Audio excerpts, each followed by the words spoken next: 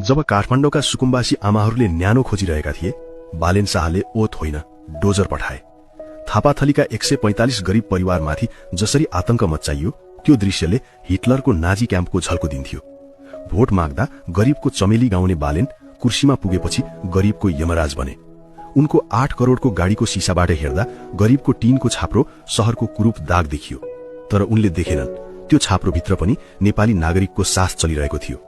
बागमतीमा ढुङ्गा र माटोको सौन्दर्य खोज्दा उनले मानवीय संवेदनाको हत्या गरे।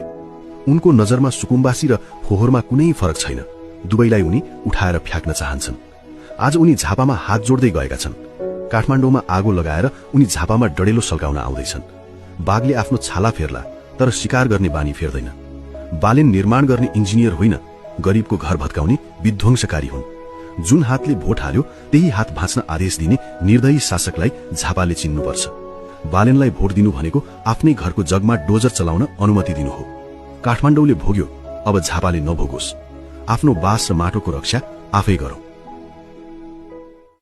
तपाईँहरूलाई यो भिडियोले भन्न खोजेको कुरा कस्तो लाग्यो कमेन्ट गर्नु होला। जस्ता तस्तै